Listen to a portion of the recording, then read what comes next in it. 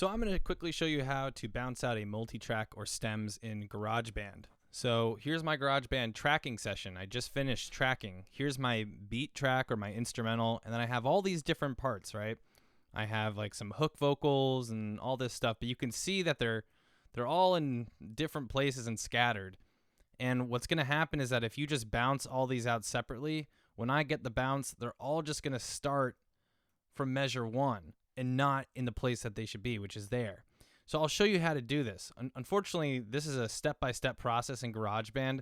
If you want more of a robust, like one-click way of doing this, I recommend checking out Logic, because Logic Pro has this the ability to bounce stems in just a single click of a button. But here's what you're going to do if you're in GarageBand. You're going to start by clicking this headphone icon, which is the solo icon, and that solos the track.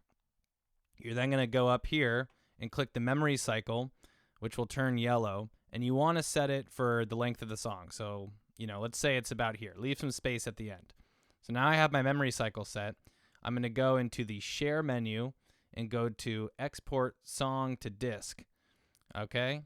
And what we're going to do is let's go to my desktop here, and I'm going to create a new folder, and we're going to call this GarageBand Stems.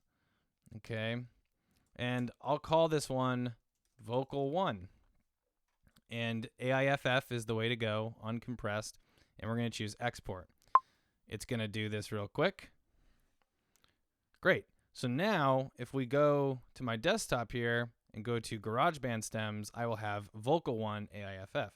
Now, I'm going to repeat this again. Take off the headphone for audio 1, put the solo on for number 2, go up to share, export to disk, and then we're going to call this Vocal 2. Now, the reason I'm doing this one by one is because, again, GarageBand does not have the ability to do this in one click.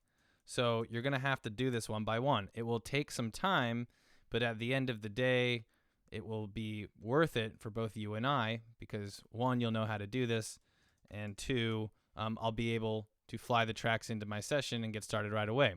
Let me bounce one more of these and show you why this is important to bounce it like this using the same amount of memory cycle time. Notice that I haven't changed this memory cycle up here. I've only bounced out these tracks separately, soloed, because I want them on their individual tracks, but I want them to be the same length. So this is how you'll know you've done it correctly, because when so now I should have, again, I'll go out to my desktop, here are my GarageBand stems, and here is the folder.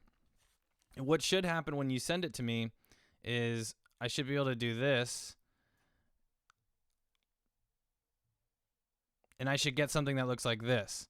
So notice they're all just about the same length, so that when I bring them into my session, all the parts, like nothing's scattered. You don't want them looking like this. I should be able to just fly them in, and they all go like this, and when I press play, all the parts are going to match up, and they're on their own tracks.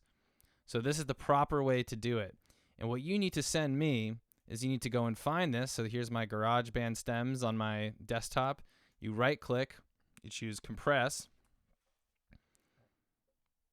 and once that finishes, you're going to send me this zip file right here. So hopefully this is helpful in understanding what I need from you, and this will make this whole process a lot smoother. So thanks for watching. Let me know if you have any questions.